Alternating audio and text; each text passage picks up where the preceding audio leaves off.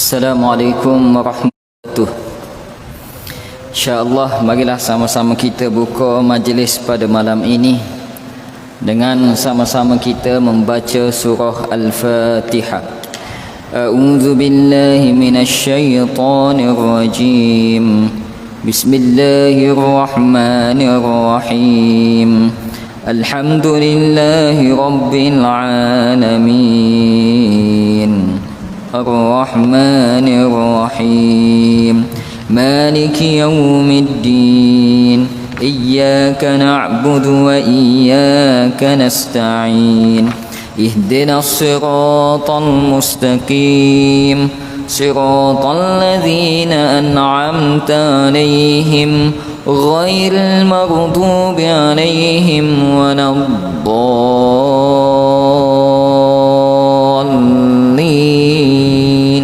Amin. Alhamdulillahi rabbil alamin.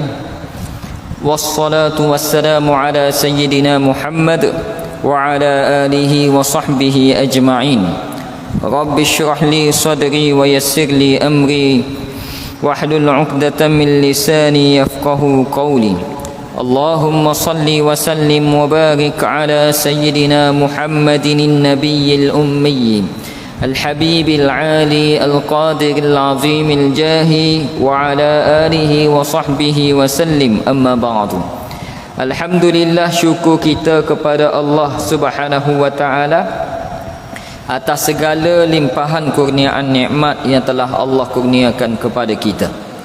Tuan-tuan yang dirahmati oleh Allah, moga-moga kita tergolong dalam golongan hamba Allah yang bertakwa.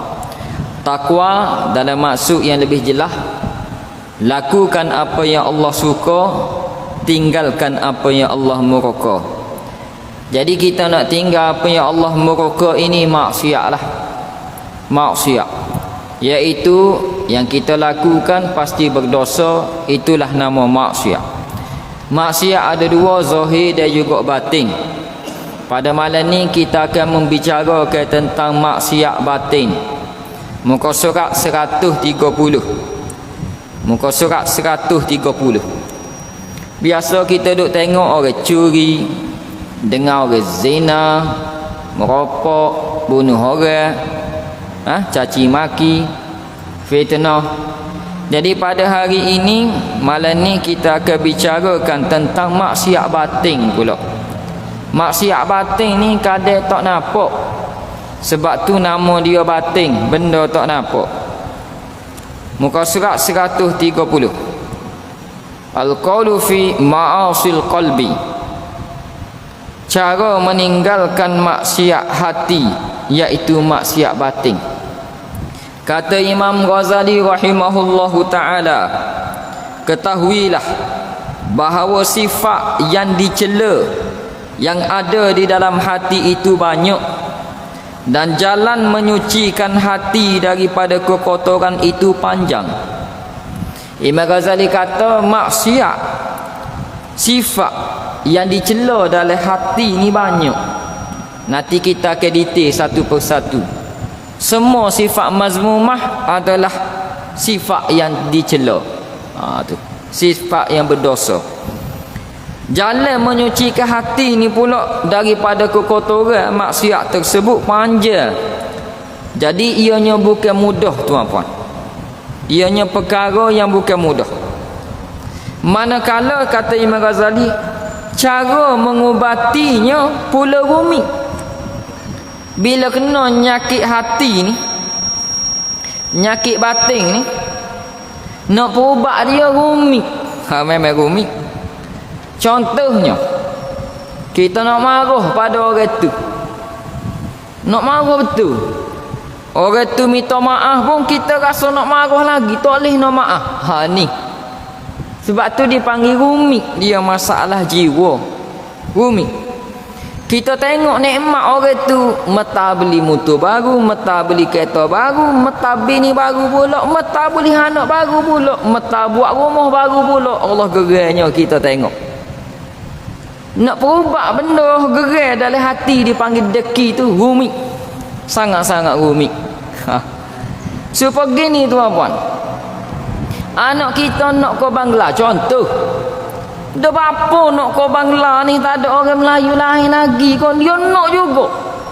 Tak cakap kita nasihat nak. Tak cara lah win apa putih pun nak juga. Rumit benda ni. Cek-cek tak ada sihir, tak ada gapo, memang dia nak cinta. Rumit benda ni. Benda dalam jiwa nak berubah ni rumit. Kata Imam Ghazali lagi, ilmu dan amal untuk mengobati hati. Dia kena buat mari ko ilmu, kena beramal pula. Telah hilang secara menyeluruh kerana manusia telah lupa tentang diri mereka dan kesibukan mereka dengan perhiasan dunia. Ilmu dan amal untuk mengobati hati ni kadang-kala telah hilang secara menyeluruh kerana kita sibuk dengan perhiasan dunia, sibuk dengan dunia, tak ada nak beramal untuk hati.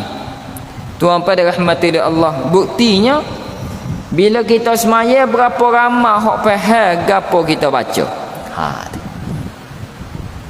Apanya ustaz tak faham pun sah, betul sah.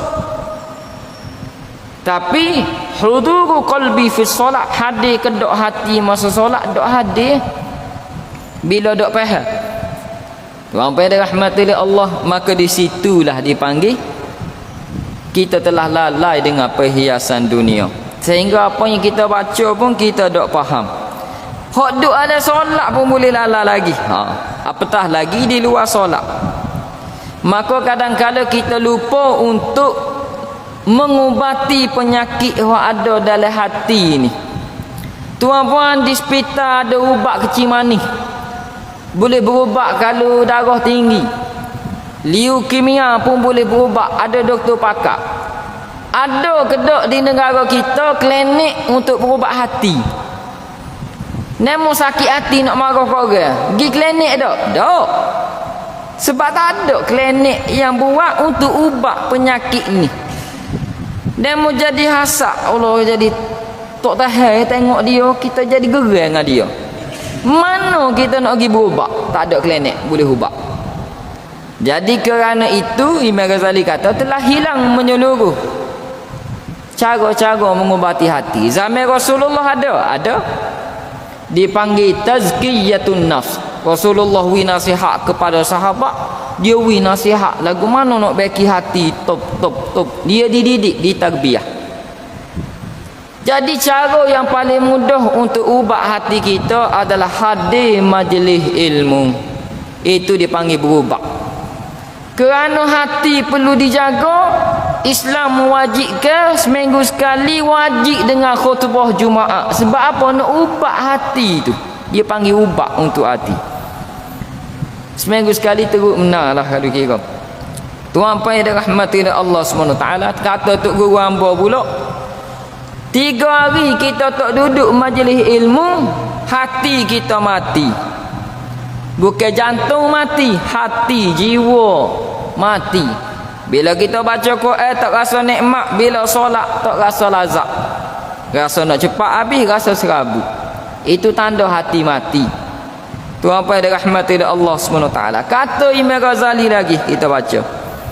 Dan kami telah sebutkan segala yang berkenaan dengan masalah ini di dalam kitab Ihya Ulumuddin pada tempat yang membicarakan al-muhlikat, yakni perkara-perkara yang membinasakan, dan pada tempat yang membicarakan al-munjiyat, perkara-perkara untuk keselamatan. Kata Imam Ghazali, aku kara dah kitab lagu mana nak berubat hati dalam kitab Ihya Ulumuddin.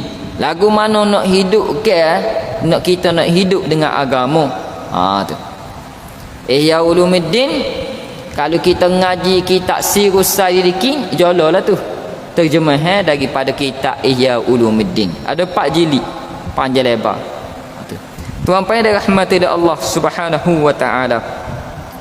Tetapi kata Imam Ghazali, sekarang kami mengingatkan kamu 3 perkara daripada sifat jahat hati, iaitu sifat yang biasa wujud di kalangan ulama zaman ini.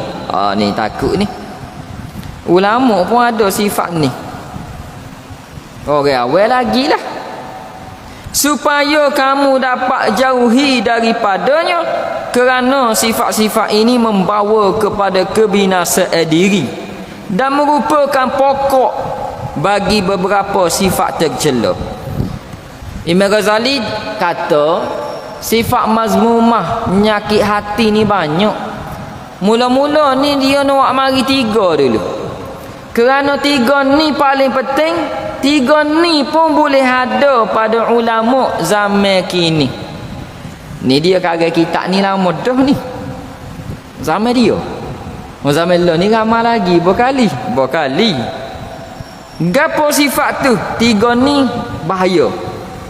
Sifat-sifat itu ialah hak paling bahaya ni. Pertama hasad. Yang kedua riak. Yang ketiga ujub.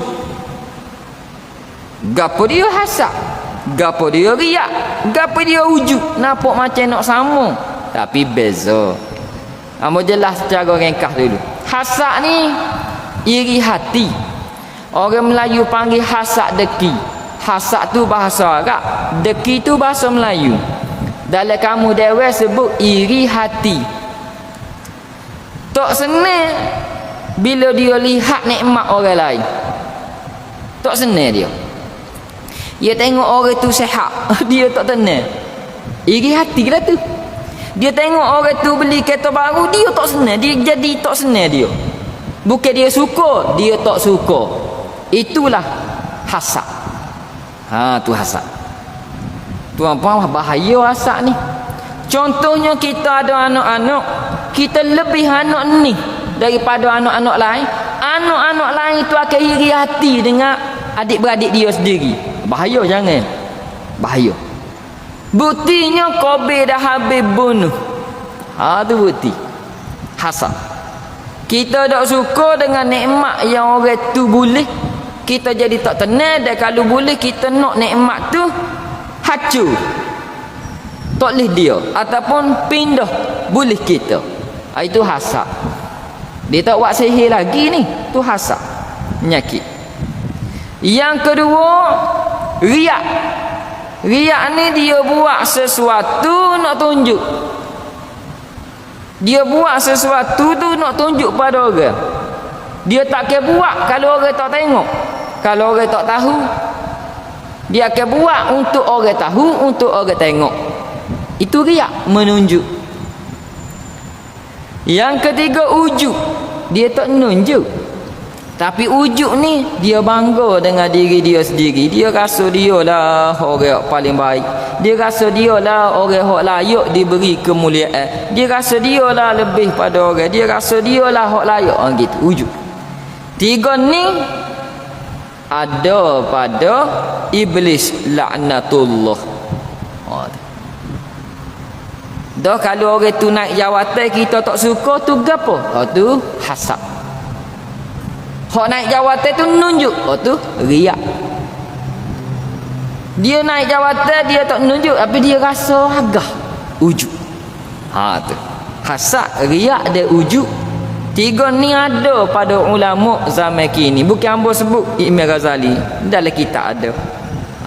Jadi tuan-puan, muka surat 131, maka bersungguh-sungguhlah pada membersihkan hatimu daripadanya. Kata Imam Ghazali, sungguh-sungguh, bukan sambil lewa. Bersihkan hati kita daripada 3 perkara ni: hasad, riak, ujub. Kerana 3 ni akan membinasakan hidup kita. Bukti dia ada banyak bukti.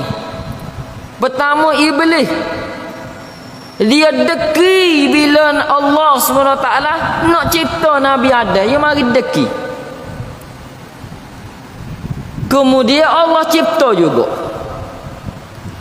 Allah cipta, Allah suruh sujud pada penciptaan Nabi Adam. Kerana penciptaan manusia ni, laqad khalaqnal insan fi ahsani taqwim, sebaik-baik kejadian Allah jadikan. Bila kena sujud tu, dia jadi nak marah lah. Dia jadi riak. sombong.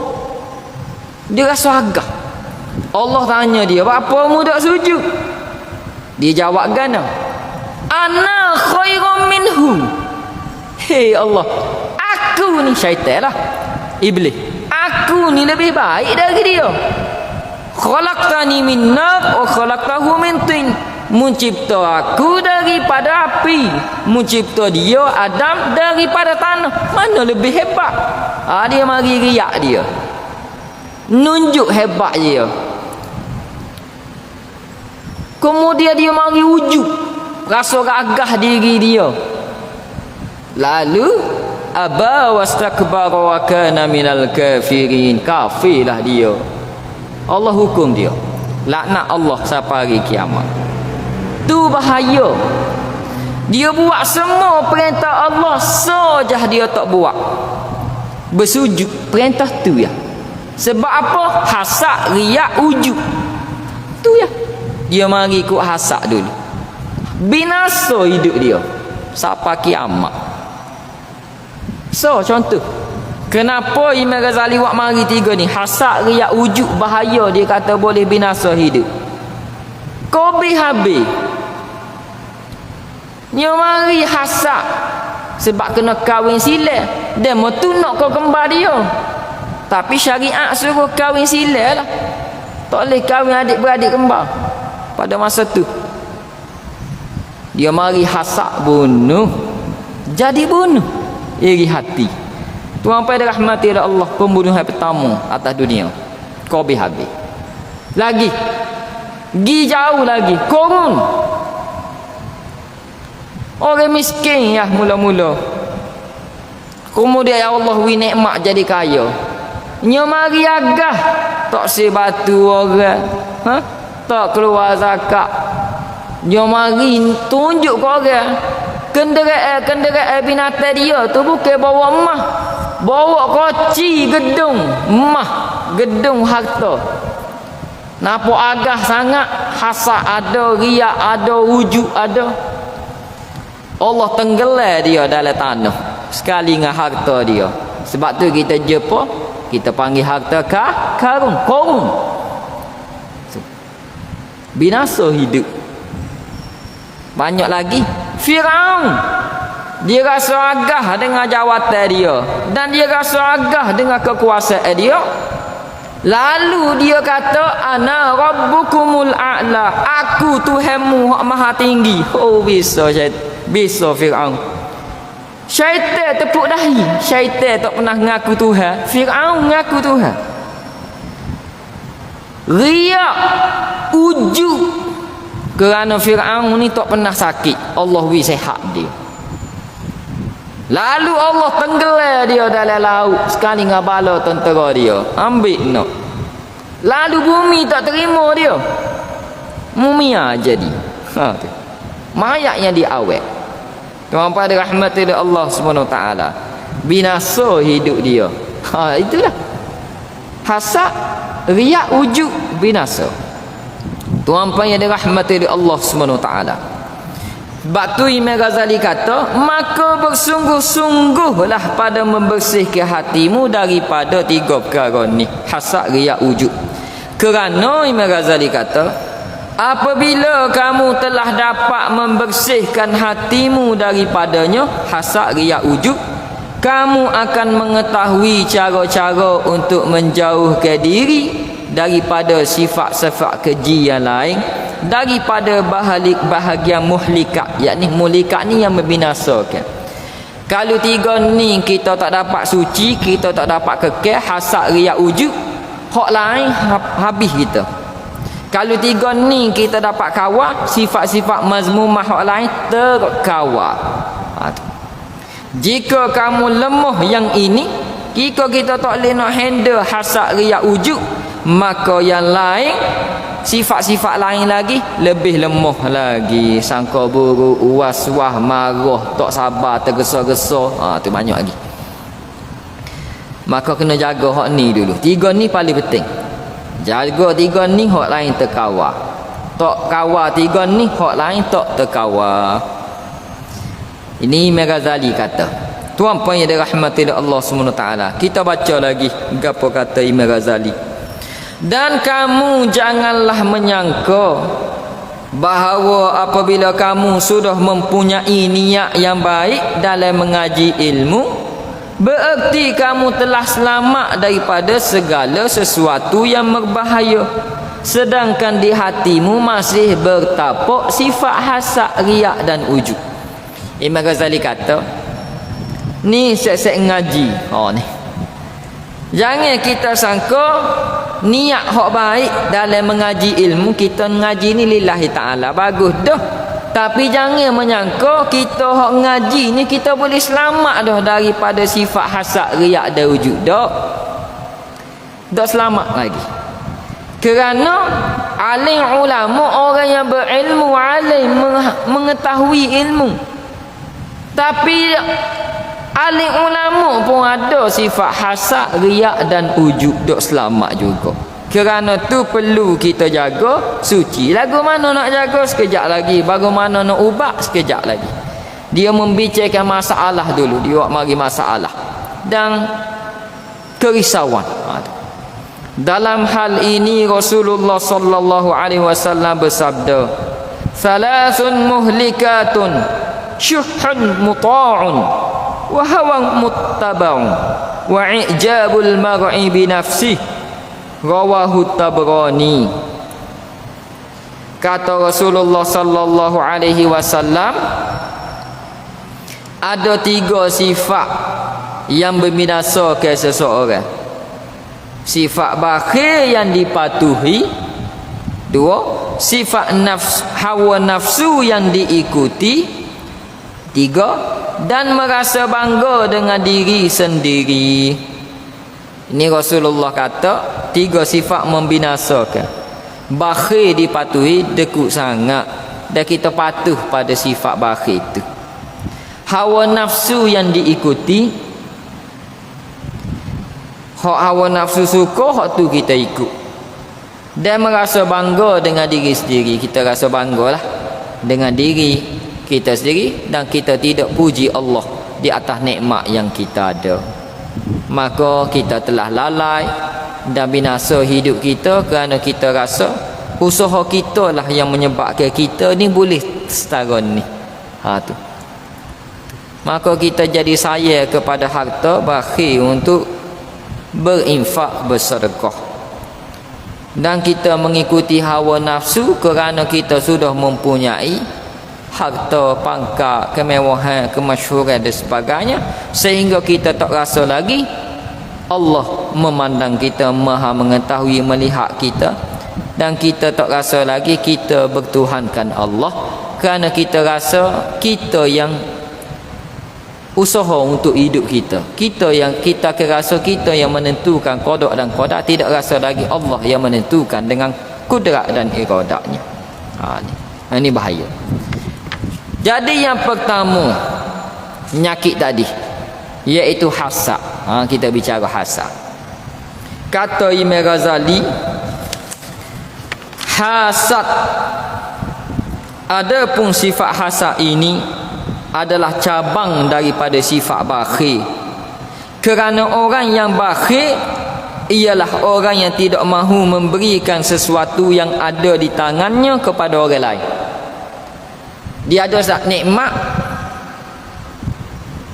Allah beri pada dia nikmat, sesuatu nikmat, dia tak agih nikmat tu kepada orang lain, dan dia tak suka orang lain tu dapat seperti yang dia dapat. Ini dipanggil bakhil, cabai daripada sifat hasad juga. Dan dia tak tenang kalau orang tu dapat kelebihan seperti dia dapat, ataupun lebih daripada dia tak tenang. Ini sifat hasad dan cabai daripada sifat bakhil juga. Orang hasad confirm bakhil, orang bakhil confirm ada hasad. Dan sahih dan syahih ialah orang yang bakhil dengan nikmat Allah Ta'ala yang ada dalam perbendaharaan kudrat Allah Ta'ala, bukan dalam perbendaharaannya, daripada tercurah kepada hamba-hambanya. Maka syahih ini lebih dahsyat daripada bakhil. Ni tuan pada rahmati Allah Subhanahu wa ta'ala, Sehingga hak dia tak ada, orang lain ada, dia pun tak suka. Dia tak suka orang lain ada dengan hak dia ada, tak suka dah. Dan dia tak suka juga kalau orang lain tu ada benda hak dia tak ada. Ni. Oh ni bahaya lagi. Dia ada dua tahap. Hasad ni ada dua tahap. Pertama, bahaya hasad ni, tapi kalau orang ada hak ni lebih bahaya. Pertama, dia tak boleh tengok orang tu ada nikmat seperti dia dapat nikmat. Dia tak boleh. Dia jadi deki. Lepas tu koho dia tak boleh tengok kalau orang tu lebih pada dia, orang tu ada hak dia tak ada. Lagilah dia nak marah. Ini hasad peringkat tinggi. Ni. Berat ni. Hasad. Maksudnya apa? Dia tak kata Allah wi nikmat pada orang tu, dia tak suka. Jadi dia tak suka Allah wi nikmat pada orang tu. Maka dia tidak terima dengan takdir Allah SWT. Dalam masa yang sama, dia tidak bersyukur dengan nikmat yang Allah beri pada dia, dan dia tak rasa Allah yang beri nikmat, dia rasa itu usaha dia. Ini bahaya. Hasad ni tu apa, dia seperti gini orang hak hasad ni. Kata Syekh nama apa Syekh tu ya? Syekh Abu Bakar Usamah Yasin Al-Ma'ani. Seorang syekh daripada Jordan, international syekh ni. Kereta terbang ni dia karang. Dan kitab pasal hasad terbang ni dia karang. Ambo ada kitab dia. Syekh Abu Bakar Usamah Yasin Al-Ma'ani nama dia, panjang. Dia kata orang hak hasad ni, orang hak deki pada orang ni, dia ni seperti bawang. Bawang yang dikupas koh nipis. Itu gambaran orang hasad. Maksudnya kan, dia seperti sedang mengupas bawang. Sikit koh lama, koh yo kupas, koh nipis. Maksudnya apa? Dia orang hak hasad ni, dia sedang kupas iman dia, sehingga imannya jadi koh nipis, koh kecil. Itu orang hasad. Bila tinggi hasad dia, koh rendah iman dia. Sebab tu orang hasad ni koh lama koh hasad, dia akan pergi kepada sihir. Iman dia tak ada. Orang buat sihir tak ada iman dah. Benda tu dosa nombor 2 terbesar. Sihir. Lepas pada syirik, sihir. Tuhan pada rahmati Allah Subhanahu taala.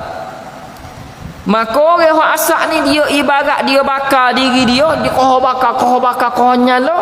Akhir sekali tak ada benda dah dia nak bakar, dia akan bakar diri sendiri terpadam. Gitulah api. Iman dia akan terkesan seperti kupas kulit bawang. Itu orang hasad. Dan hasud, kita sambung. Hasad tu dengki. Hasud tu pendengki. Tu mas orang yang dengki, hasud dipanggil. Mahsud orang yang didengki. Tu bahasa Arab lah.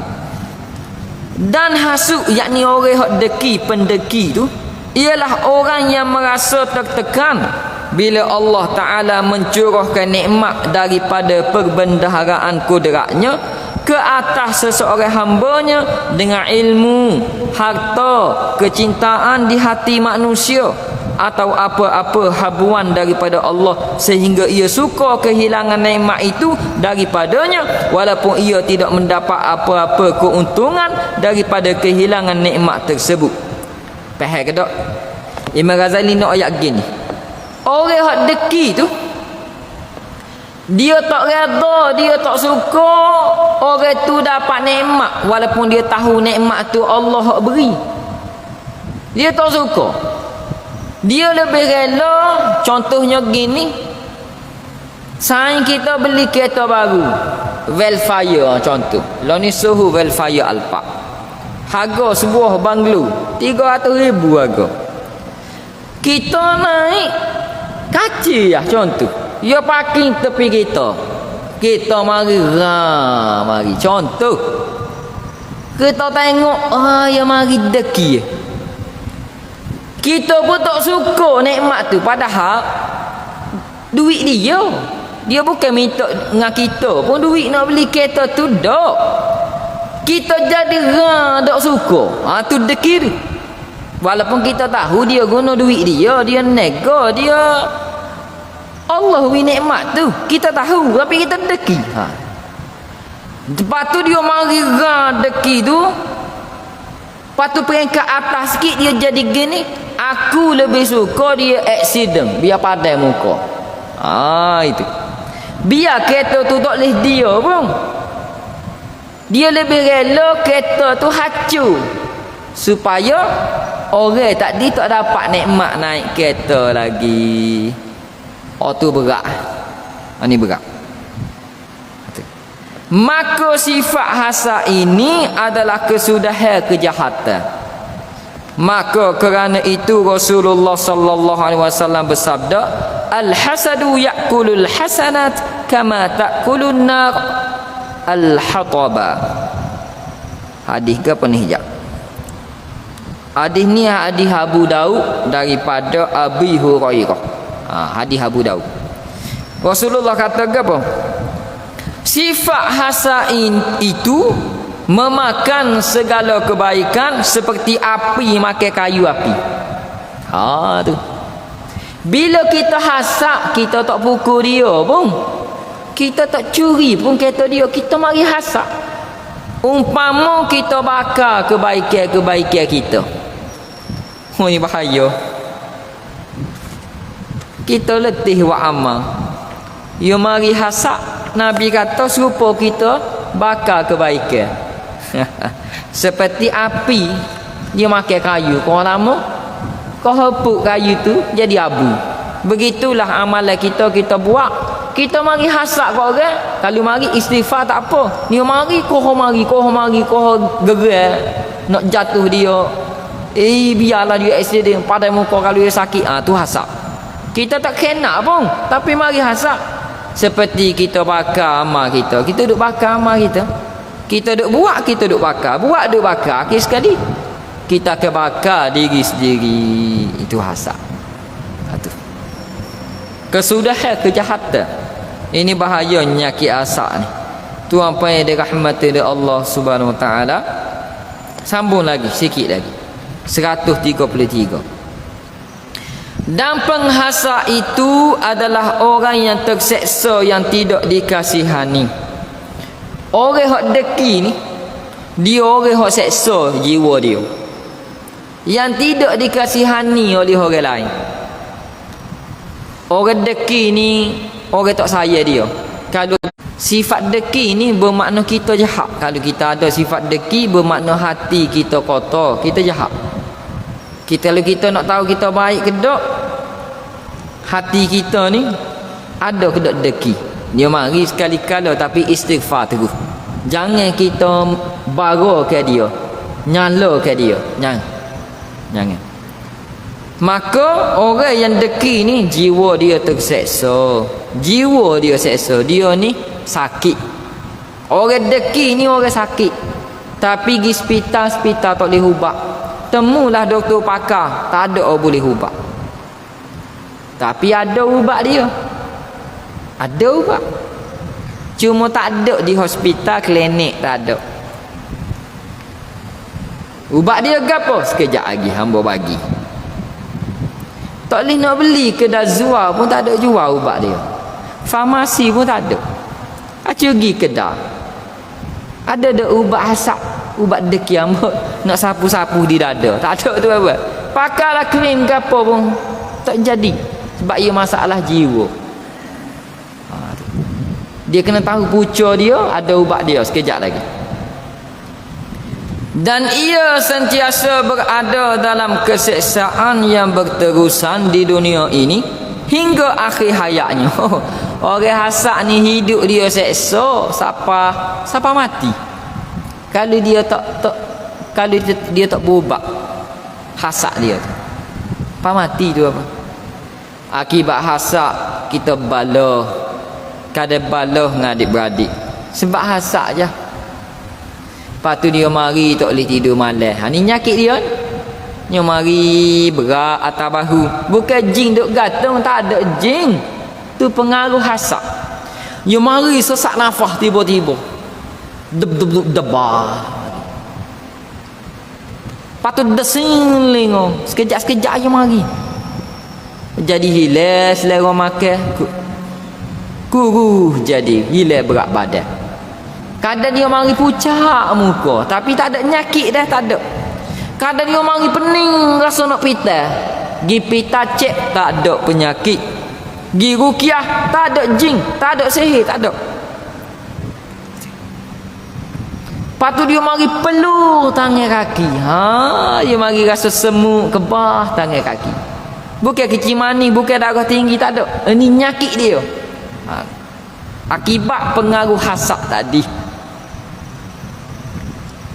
Manakala seksaan di akhirat pula lebih teruk dan lebih besar lagi bagi orang yang hasad. Bahkan sebab apa teruk? Sebab dia tak redha dengan pemberian Allah kepada orang lain. Makna dia tak redha, dia tak suka takdir Allah sebegitu. Jangan. Bahkan seseorang hamba tidak akan mencapai hakikat keimanan selagi ia tidak mencintai sekalian manusia apa yang ia cintai bagi dirinya sendiri. Kan Rasulullah ayat dah, la yu'minu ahadukum hatta uhibba li akhi ma yuhibbu li nafsi. Kita ni tak sempurna iman kalau kita tidak mencintai sesama saudara kita seperti mana kita mencintai diri kita. Tak sempurna iman, bahaya pada iman. Sikit lagi. Bahkan sepatutnya ia bersama kaum muslimin baik dalam kesenangan maupun dalam kesusahan. Patutnya dia senang kita suka, dia susah kita rasa susah. Tu patut sesama saudara ni agama. Kerana orang-orang Islam itu ibarat sebuah bangunan di mana setengahnya mengukuhkan setengah yang lain.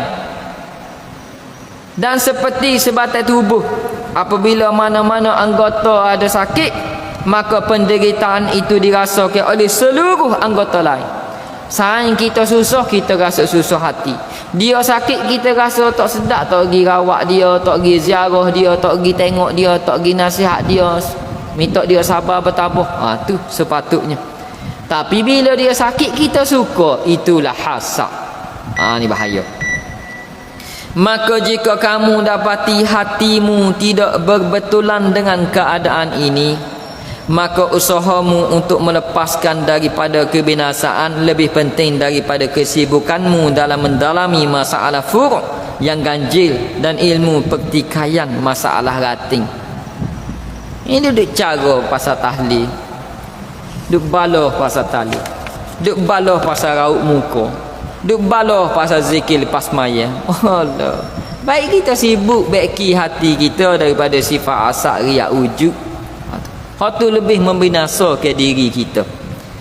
Jadi lagu mana kalau sifat asal ni mari, lagu mana kita nak elok? Pertama dia mari sifat asal, kita istighfar, astaghfirullahalazim, mari lalu.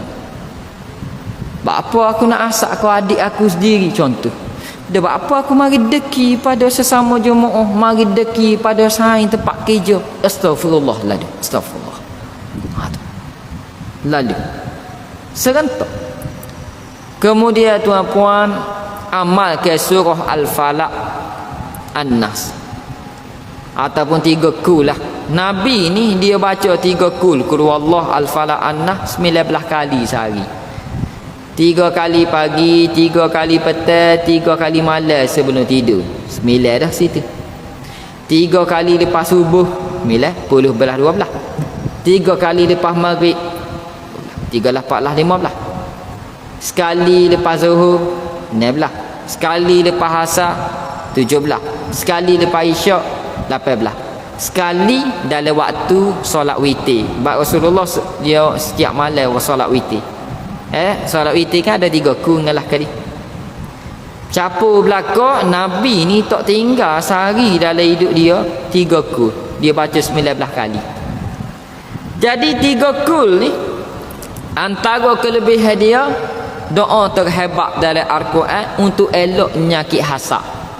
Dalam Al-Falaq ada wa min syarri hasidin idza hasad. Dan daripada segala keburukan kejahatan bila mana orang tu hasad kita. Tu. Dan juga kita hasad ke orang.